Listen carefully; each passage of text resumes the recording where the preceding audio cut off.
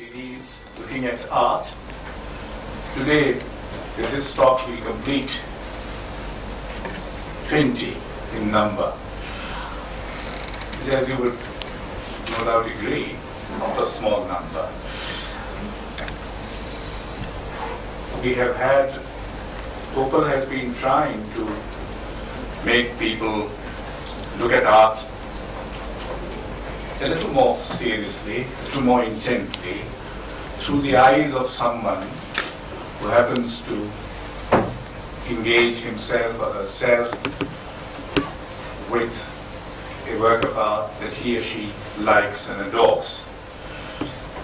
We have requested people from all disciplines to come and speak.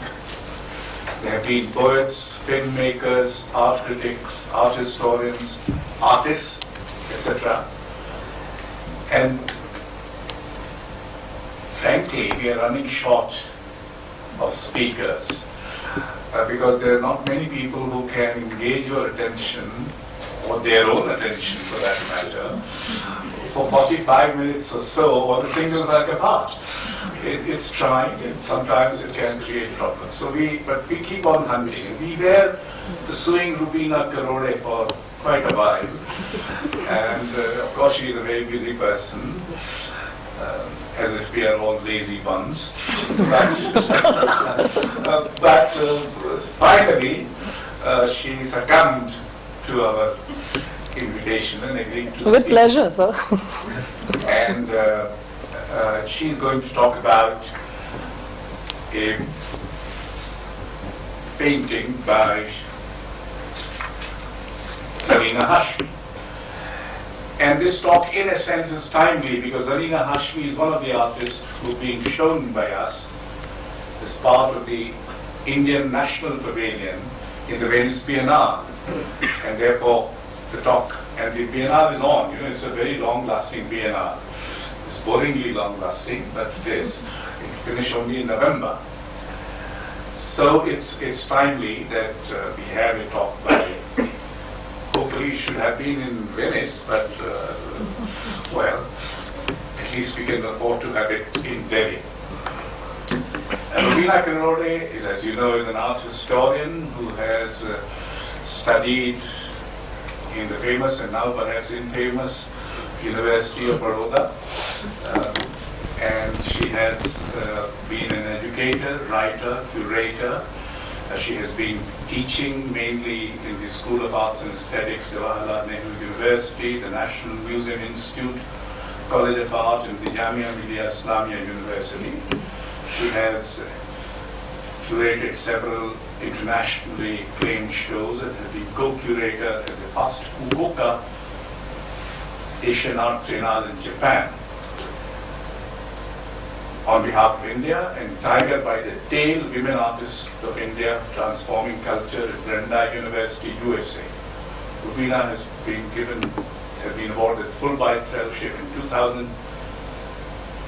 In the year 2000, was placed as a visiting scholar at the Women's Leadership Institute, Mills College, California.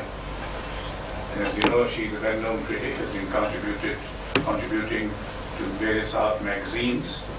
And she, at the moment, is now the director of the recently launched Kiran Nadar Museum of Art, the first of its kind initiative, setting up a private museum of contemporary art. As you know, after the talk, there will be time for some discussion, brief comments, reactions, etc., to which Roobina may or may choose not to respond. It is entirely her domain. But I mean, I'm sure you provoke her enough to defend her position and her statements and things of that kind. But one of the good things about this is that it forces you to look at a work of art for 45 minutes, which itself is even if nothing happens to you, at least you have seen a work of art for 45 minutes, which normally doesn't happen. Most people go to exhibitions and to galleries and spend about a minute and walk on. And this 45 minutes engagement, or near about 45 minutes, will be less, is intended to make you realize that the work of art deserves a long and reflective attention. And hopefully the speaker helps you to reflect on it. You may disagree with it, which is another way of reflecting, and therefore these kind of a democratic ethos is created. After that, I shut up, and thank you very much for coming here. You will, of course, after the discussion, unless you are rushing back home, we'll treat you to some spiritual whatever. Thank you. I have taken some liberties. I will not allow you to see one work for 45 minutes for the simple reason that Zarina's work perhaps needs much more seeing through the years, and so it will be a PowerPoint of sorts. I've been a teacher for long years, and I have always spoken about artworks quite spontaneously and extempore, but I've chosen this time to read my notes because with Zarina, I also tend to wander into many places.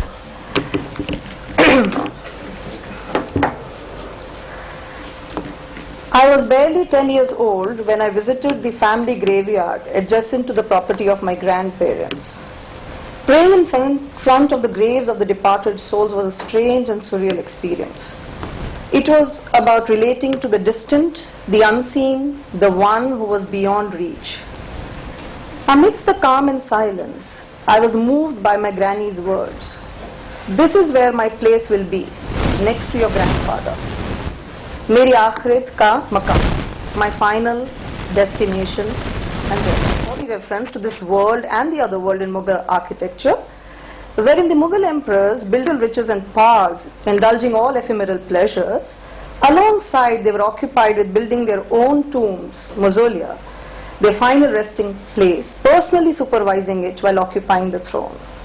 The two worlds, here and there, are to be invoked together, and the distance between the two, though unknown, is the measure of one's time spent as a traveler in journey.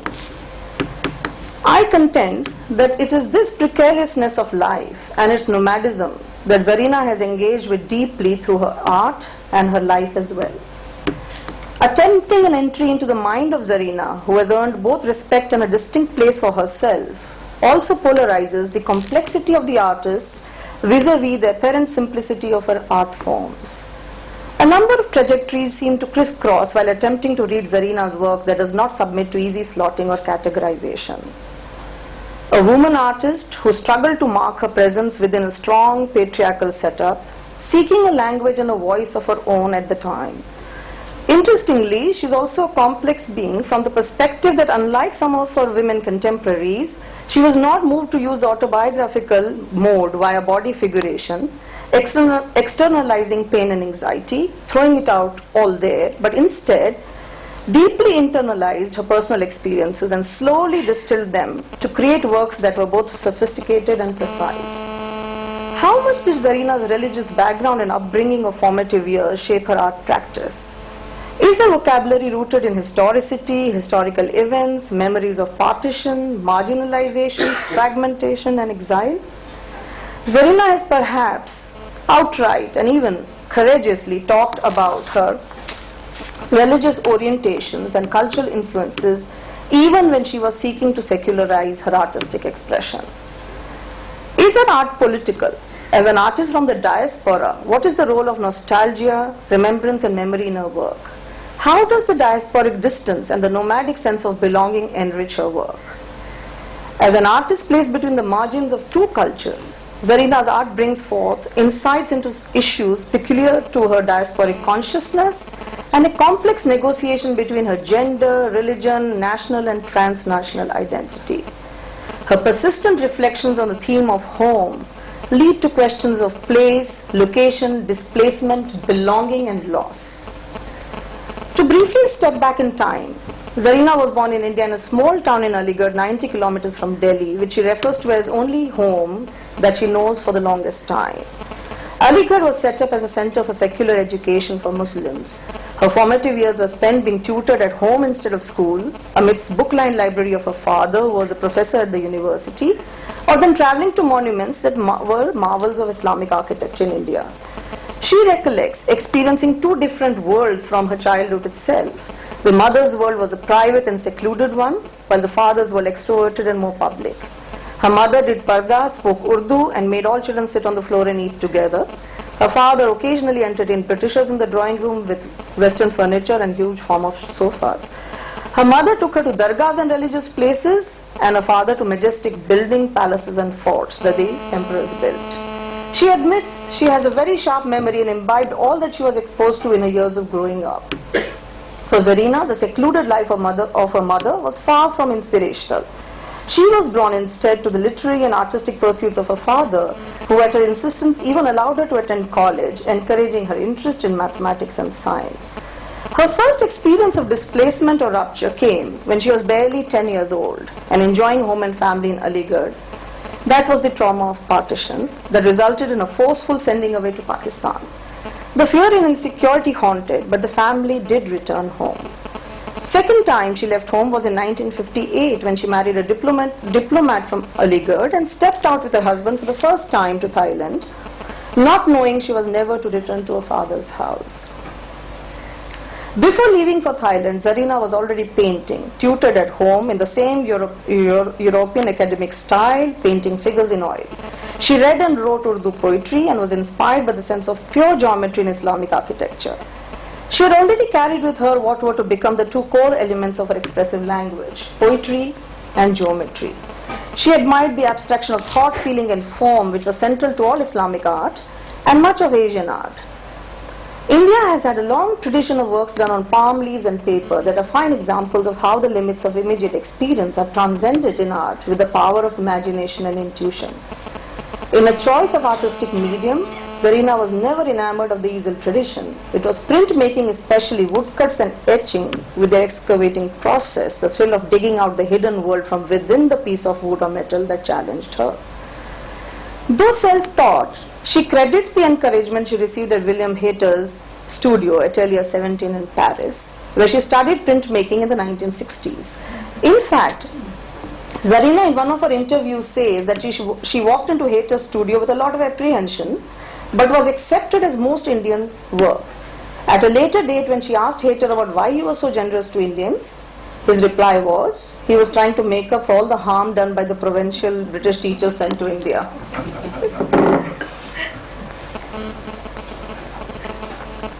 Her love for paper as a medium, for line as a visual tool and a desire to make books received a direction at Hayter's.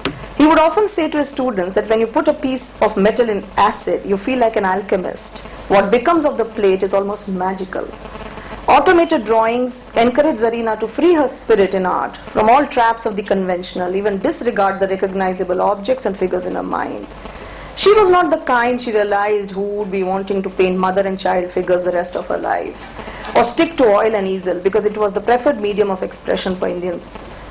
Nor was she to fall for the stereotypes of Indianness abroad, where Indian art was expected to be brightly colorful, decorative and excessively skilled and crafted.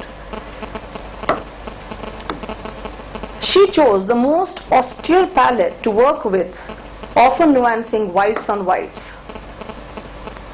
This is one of my favorite works, Family Portrait. So telling and so potent. Enriching her art making methodologies at Hayter's, she was all set to evolve her individual style and visual vocabulary, simultaneously traveling and transgressing boundaries. Like a modern nomad, Zarina was moving between cities and crossing over continents. Measuring time and distance became a necessity as she was literally journeyed to several temporary destinations. Homes I Made, A Life in 9 Lines, is a series of 9 etchings that bring to the view of floor plans, elevation and partial measures of the 9 homes she lived in different countries and cities. Bangkok, New Delhi, Paris, Bonn, Tokyo, Los Angeles, New York, with a break in Santa Cruz. Her artistic temperament combined the vision and skills of a mathematician, a cartographer and an architect. I was first drawn to Zarina's woodcut prints in an exhibition at Gallery Espace here in Delhi, 2000, titled Home is a Foreign Place, shortly before I left for the United States on a Fulbright fellowship. Living in New York since late 1970s, Zarina's childhood home in Aligarh, referred to as Father's House in several of her works, had become a place to visit but not live in. For the innumerable migrants of the New World, revisiting home brings on the realization and pain of having become strangers in one's own homeland, the anguish of being in a place one does not fully recognize. Recomposed as a portfolio of 36 woodcut prints, Zarina recollects the mood, moments, fragrances and presences of her homeland, echoed in black, white and beige. Black and white aptly referencing shadow and light, morning and night, despair and hope. There is an intelligent play between negative and positive spaces. Often the negative space becomes the positive image. The black, white, muddy backgrounds are inscribed with a delicate lining, dotting, sprinkling, and sometimes volatile markings to deal with the theme in a symbolic mode. A sculptural work titled Displaced Homes, Displaced People had 50 identical sculptural homes in a simple house form, shaped out of stacks of her old prints and linked by a rope that passed through each of them. Here home as many identical units is unframed and scattered on the floor, with attributes of mobility, anonymity and multiplicity, subtly stated Zarina's position, speaking from the voice of a migrant, nomad, wandering the world but still tied to a home in Aligarh as her point of origin. The Urdu text of some individual prints leads the viewer into the components of her home. Corners, thresholds, entrance, doors, courtyards and walls. Some deal with the nature and climate in and around the place, sun, moon, land, stars, dew, hot breeze, can't show all, peculiar to the tropical climate of India. And the remaining evoke emotional responses of stillness, despair, journey and distance. This is my favorite one, Fastly. They all create a mysterious presence with nuances of black on black. Zarina expressed, when my father passed away, I drew the floor plan of our house in Aligarh in honor of his memory. I had traced the map of the house so many times in my imagination, I remembered every room, veranda, courtyard, trees, flowers in the garden. I wrote Urdu names instead of drawing images. It was a way to memorialize the language I grew up in. Followed by this, I got to work on a retrospective of Zarina's works titled Mapping a Life, 1991 to 2001 at the Mills College in California. This was also my opportunity to look and read into a process of art making. Choosing the abstractionist mode, Zarina's work is anchored in the economy of poetry and geometry, the two primary influences of her childhood years. Quite obliquely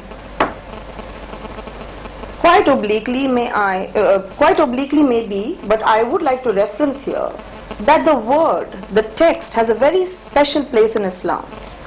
The Prophet believed that the ink of the scholar is holier than the blood of the martyr, for it writes the word of God. The divine was revealed through nur, light, and through the word. Hence, calligraphy and recitation, tilawat, becomes very important art forms in Islam. Zarina, I would believe, works like a scribe, treating her zinc plate and wood block as a state that awaits. Can you go back, please? That awaits inscription. But she does not use Arabic, the language of the sacred word, but Urdu, her mother tongue, and a dying language in India. In fact, she admits that she starts her work with a word, not an image. Writing in calligraphy is drawing a line, and then the line becomes the word, the image. To take in some examples, I didn't bring the examples, but I can say Muddat, time, acquires a spatial dimension by the measure and count of deep cut lines. Rasta is a simple crisscross of lines. Chand is a radial composition in its monthly journey caught between states of eclipse and refulgence. Fasla, distance, a horizontal line that runs across the page. Geometry explains the most complex phenomenon through simple forms and equations. The Sufis believe mathematics is a language of the intellect, a means of spiritual hermeneutics whereby one can move from the sensible to the intelligible world. Zarina's art brings back to us the beauty of rhythm and restraint and a strong sense of mathematical measure, stripping off all ornament and excess to capture the essence, arriving at a formal simplicity while working out omissions as she thinks and ideates. Duality is inherent in geometric forms, the inward and the outward, the spatial and the temporal, the manifest and the hidden, all part of it. Minimizing her means to become signs, Zarina desired to transcend boundaries by articulating her artistic reflections in the universality of mathematics and the intelligible structures of geometry, leaving cultural insertions subtle and spiritual. Perhaps this did make it easy for Western observers to include Zarina's austere abstractions within the rubric of New York's minimalism. However, personally, I find it a rather oversimplified reading of her work, suppressing and flattening the layers of cultural referencing and meaning. And for Zarina, it's an equal struggle to find English equivalents for her Urdu titles to express the precise temper and emotion, but in vain. For instance, muddat could mean time, duration, extent of duration, and yet exactly not evoke what it conveys in Urdu. Referencing the concept of home, Zarina's visual vocabulary evolved using the generic form of the house as a simple envelope, folded, unfolded, open, veiled, vacant, contained, static, moving, sculptural, linear. In her earlier prints, the repetition of the house motif transforms into a fence, a fortification, other times takes the shape of a tent, sliced like a pie into many parts and fragments. The house is further abstracted to a triangular roof that symbolizes shelter. The unusual views from where the house is seen and represented are views that can be experienced only from a distance, from the outside. Memory and imagination are employed by Zarina to enter places she cannot physically enter anymore. Homecoming then invokes this emptiness that awaits human presence by looking into the open courtyard from above. Zarina flattens the home and city, evacuating its material sumptuousness to transform them into mandalas or geometric grids or growing concentric squares and circles. Country thus translates into a tapestry of dense geometric patterns. Her large corpus of woodblock prints, along with a small sandalwood houses like a rosary and her wall installation with 100 crawling houses in flight, were very well received by the migrant community in California.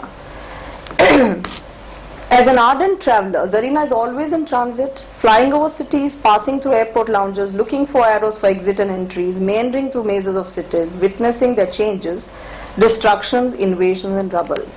For many years now, she has been preoccupied with atlases, maps, travel and geographies that help her reflect on routes, directions, locations and connections between cities, countries and continents. Personal encounters have grown into universal concerns, and the need to present them to the world has been indeed compelling for her. Zarina's personalized maps create a repository of discordant memories of the cities that are salted, their borders drawn with irregular calligraphy of a dark and brooding lines. From Delhi 1 to Ahmedabad, their evocative textures are sensitively brought out by her through her evolved processes of woodcuts. In one of Zarina's print, Ahmedabad has been transcribed as a webbed city, caught in its own making and unmaking, with its vulnerable dark borderlines. The abstracted form of this image evokes in the viewer the invisible presences of stories of its recent mutilation that has left more erasures and fissures on the body of the city. The changing contours of cities and country maps are all embedded with potent narratives of subjugation and dominance. She uses them for their unresolved geometries and open-endedness that make a stark statement. Their own borders act as their timeline. So often in a series, a lonely boundary broods its existence, and the mapped image breathes an air of melancholy, with black heavy lines dominating bare spaces. She has also done a series of maps with 9 cities that have been destroyed, violated, and in some instances obliterated. Zarina has named the countries where the cities are located, like Bosnia, Iraq, Afghanistan, and the Holy Land, that instantly bring to mind their similar destinies. Widening her personal referential horizon from home to city to country to the world, she has embraced it to be a global citizen. And she has tried to convert the unpredictable, unresolved, disassociated and unrestful spaces of in-betweenness into habitable terrain. Like the Sufi saints, Zarina is not engaged with the form in the abstract, but with the form as a receptacle of meaning. I would like to read here Faiz Ahmad Faiz, because this is what she sent to me when I told her I was to give a talk. It's titled Dil-e-Man.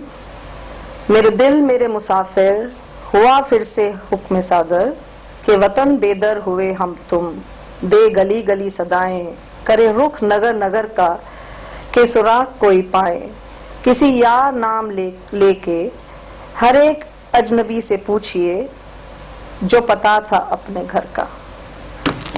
In her recent works, Zarina continues to explore the qualities of various papers that she considers as skin, fragile yet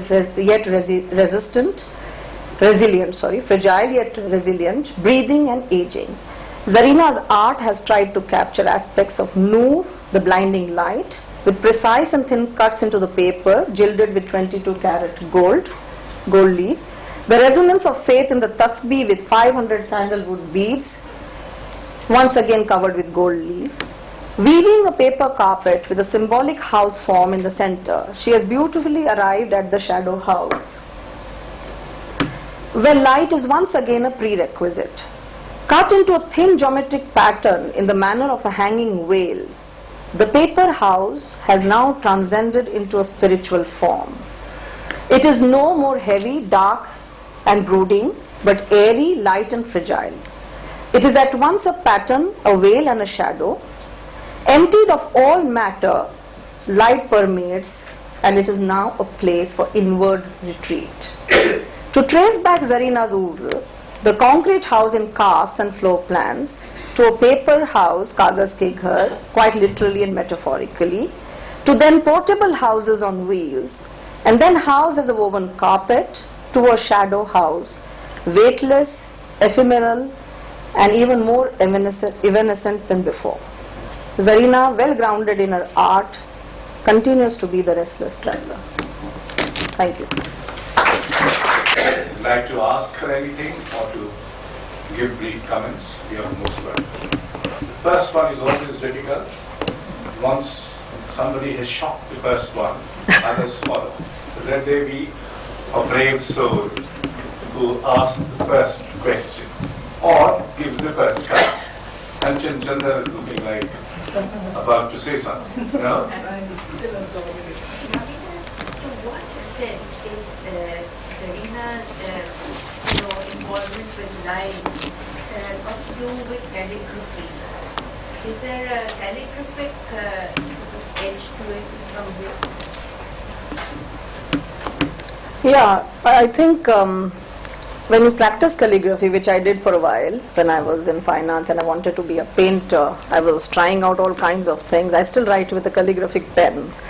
I realized that there is a way to cut the nib so that you have marks of a particular kind. Now, when you work in woodcut, it is quite similar to that kind of a approach, where you hold the wood tool, the tool for the woodcut, in the same way as a calligrapher would use the calligraphic pen. And I feel there are some similarities. But more than that, I think it is, when I say calligraphy is important, it is from the point of view that she uses the Nastaliq script all the time, because for her the interlacing of text and image is very important. I don't think she wants you to see the image without the text or the text without the image. So there is always this kind of a dialogue that she wishes to create. And when I talked about the simplified reading that I felt when I was at Mills College and the whole community came to see her work, the retrospective, I realized that certain nuances, she knows that there is a problem, that people may not understand exactly a Chilman or Fasla. And there she was very adamant that she was not going to give the English versions, but I think Marianne was trying to tell her that perhaps you will have to come with some word, some equivalent, so that they understand what this is. She says, even if I write a word like, if I convert parda to curtain, it does not convey all the layers of the parda. कि हम एक tropical climate में रहते हैं और जब दोपहर में धूप होती है तो हमारी माँ कहती थी कि चिलमन गिरा दो और रूम ठंडा होगा और बाहर कोई बच्चा नहीं जाएगा, तब हम बैठ के वहाँ किताबें पढ़ते थे. उसका जो मजा है, उसका जो एक माहौल है, एक जो एटमॉस्फेयर है, एक जज्बा है, वो कभी आ नहीं सकता. So it's lost in translation, but I also realized that she was comfortable with it because she felt that there certain ambiguities are okay. Everything doesn't travel everywhere, or everything doesn't get translated so easily. But that is the challenge of a person who is crossing these barriers and boundaries.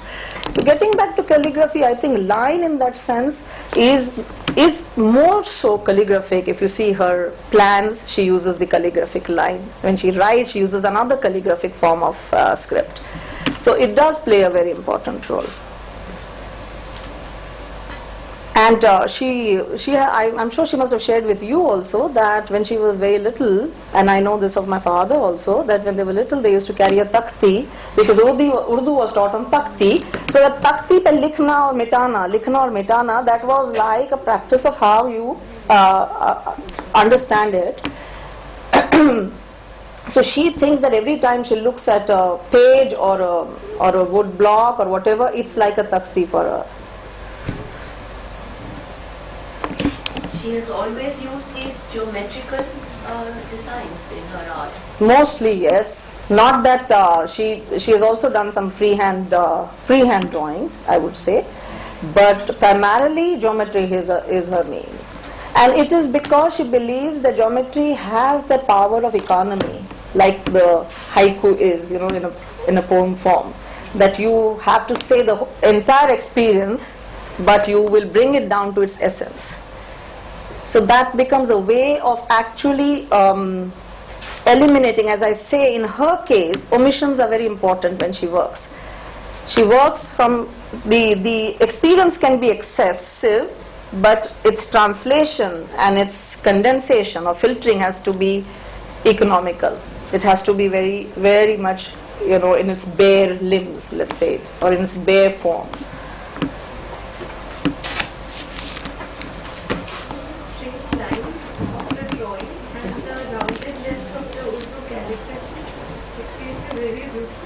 Absolutely, absolutely. So I was thinking of Nasreen, and then I thought in Zarina's case, the roundedness also that is. Yes, that's true.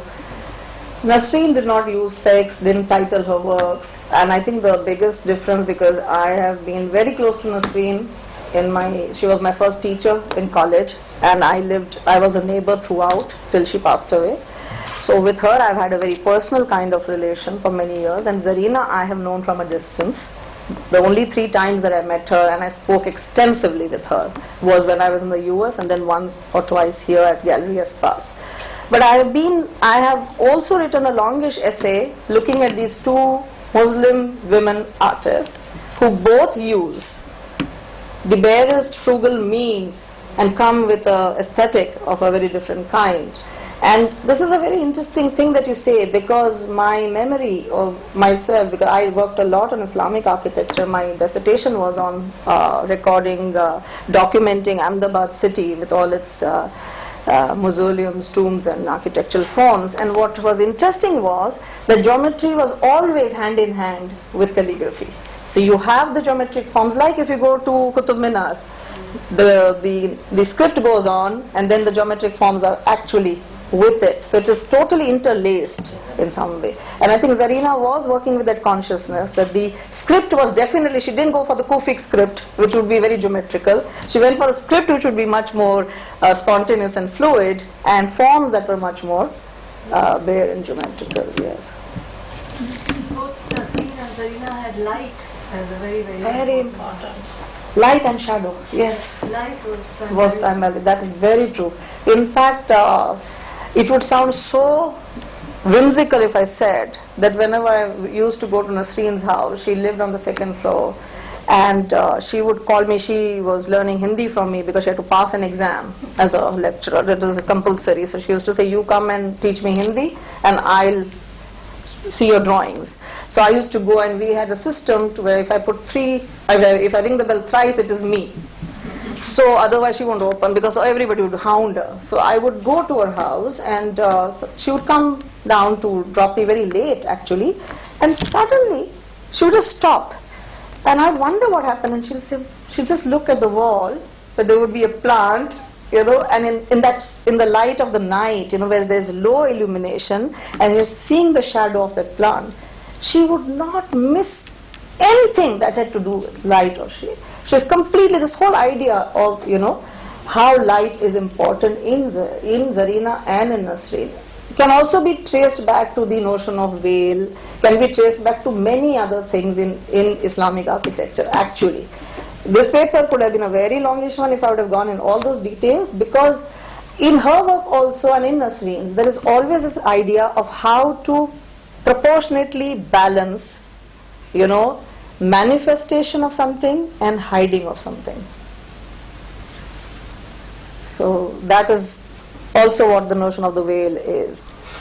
Isn't it very interesting that both of the Zarina and Nasreen had their very intense sort of lights, but their works are very minimal. I think it's a very interesting point. I think the option that the choice that they made was, which I said, that other women contemporaries at that time were using different modes of really pushing themselves from the margin to the center, or actually seeking a language and a voice. And at that time for her, that was not the mode.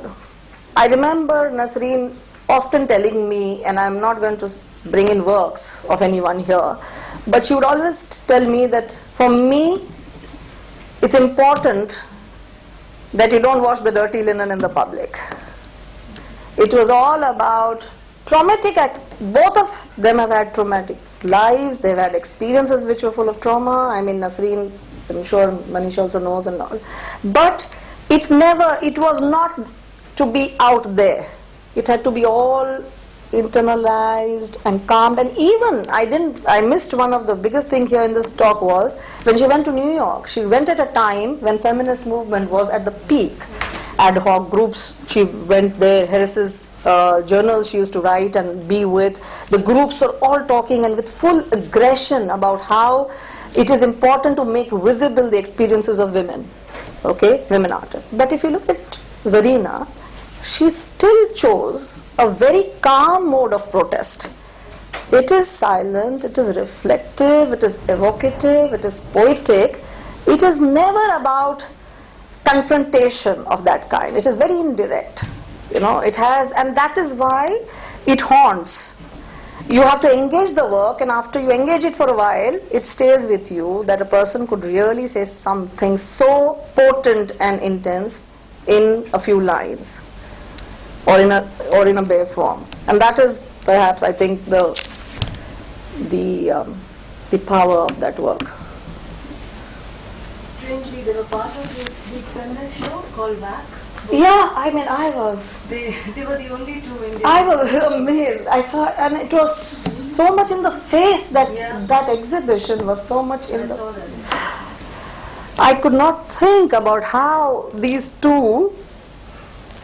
And they were in a room full of Louis bourgeois. That's true. That's very true. I mean, what an irony. I mean, it's really because. When I knew Nasreen, she was very particular about certain things. I don't think even she would refer, or I think she saw her as an artist, a pure artist in that sense. Woman, man, nothing mattered to her. Such invites that somebody is doing a show in Bhopal of women artists, she would say, I'm not going to be part of it. She was just on a journey, in stages of preparation and then in a journey. And I remember something so telling that she told me when her health was deteriorating, because I used to go and be with her. She was in a lot of problems, and she told me, there is also a need for the preparation of death, and one should be in that state of enlightenment that one can actually experience it.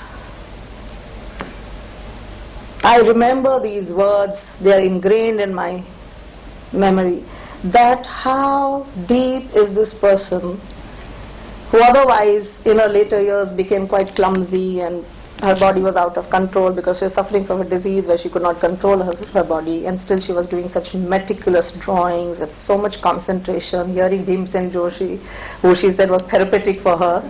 And it was a world completely different. I had for the first time experienced a world like that, apart from the graveyard visits that I did to the family graveyards, where they would be calm and everybody saying their prayers and some people talking to the people in the all of that. So for me this has been very enriching to look at and read into Zarina and Nasreen's works. So you would like to add something? No. Mine is to thank when it is all. Okay. Maybe there are some others. Would you say that the restraint is more cultural? Yes, as I said in the beginning, that it is very difficult to pull all these threads, apart. It comes from a particular upbringing, certainly. It comes from how you position yourself. It comes from your experience of being displaced. It comes from many, many things. It's very difficult. In case of Zarina, I even have a problem really to locate her completely as a diaspora artist, seriously, because I feel the diasporas work very strongly on showcasing their identity, and they carry this anxiety of their identity. But I don't think Zarina was really carrying that, in the sense that this was not her only thing to really locate her in the diaspora. Yes, she is displaced. She has perhaps preferred a dislocation, because that is also a state, exile is a state of great freedom and anonymity. When nobody knows you, recognizes you, that can also bring a sense of emancipation and freedom and elation that you can do something, because you've run away from all the other things that were hounding you or holding on to you. So I feel that in case of Zarina, this is the most problematic thing, that what comes from where. There are these trajectories, and all these trajectories keep crisscrossing at many points. And I'm sure that would be also a part of her cultural upbringing, because she talks about it in many ways. One of the things that occurs to me to ask you is, what you have traced as her journey seems to have a very sad kind of a tone to it. But I tend to think that there is an element of celebration also, perhaps in her art. Would you say that I am misreading it? Another reading. I tend to think that while all these are things that you brought up were sort of objectively speaking or aesthetically speaking are part of her overall whole. I think there is, and this might be the other thing makes it more puzzling in some sense, that there is a, if not, say, it might perhaps be too strong to say that there is a sense of delight, but at least there is a sense of celebration, celebrating what one has, by whatever process, by whatever trajectory one has arrived at. Now, would this reading be entirely irrelevant? No, not. But what I feel is that in case of both Nasreen and Zarina, I would say, because the moderation is so important, the measure is so important, to be precise with your emotion, or to be precise with how you bring the form, how you go to the form.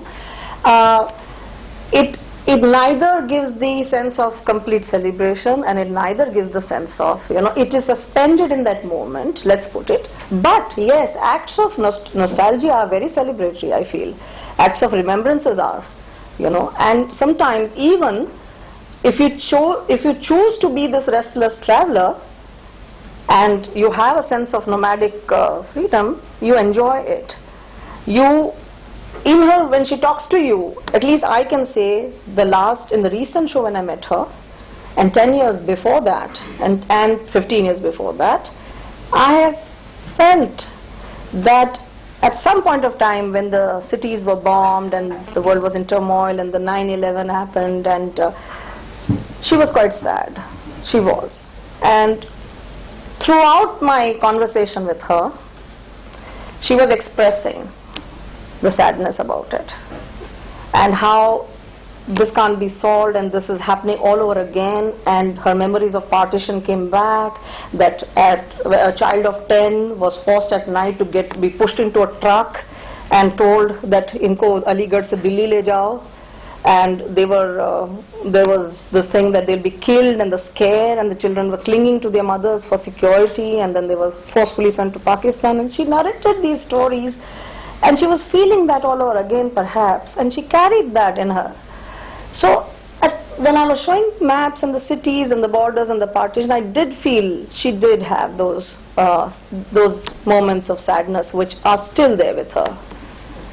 But it's not true that I think the entire conversation or an entire discourse on Zarina's work can be completely omitting celebration or freedom or sense of emancipation or even sense of self-knowledge.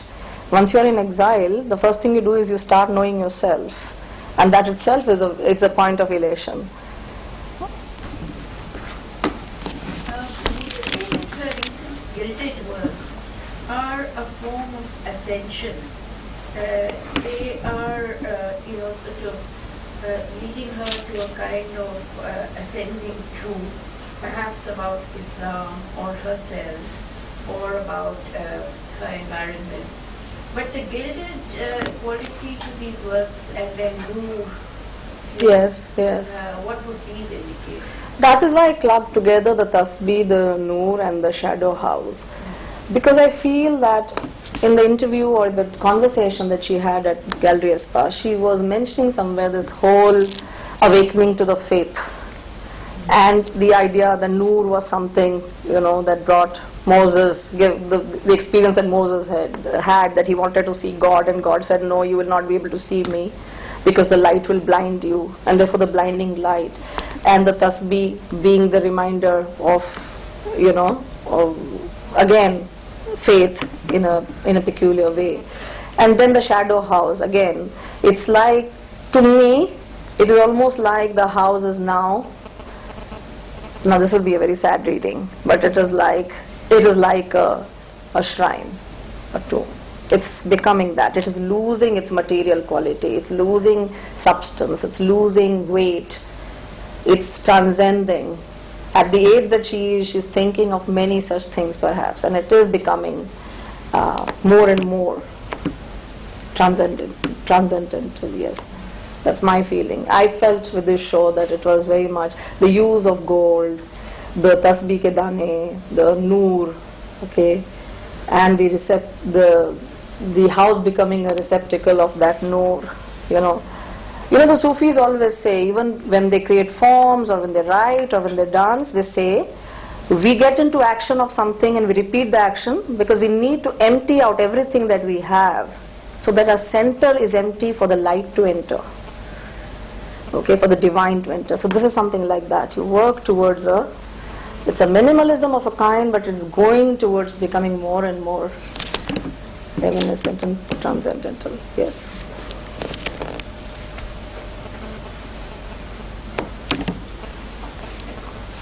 Anybody else?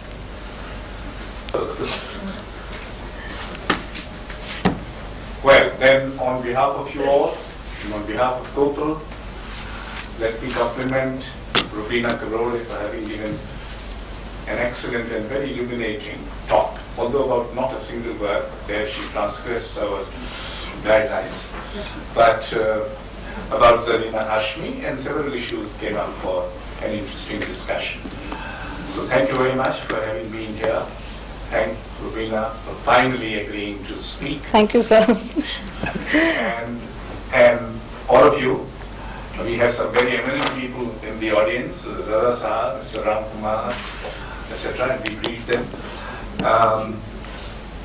And now as we come to the end of it, some of you, of course, will be in great hurry to go back home, but those who are not in such great hurry are invited to cocktails. Others can go home if they want to, but they can pick up a drink or two on the way. Thank you. Thank you all. Thanks. Thank you.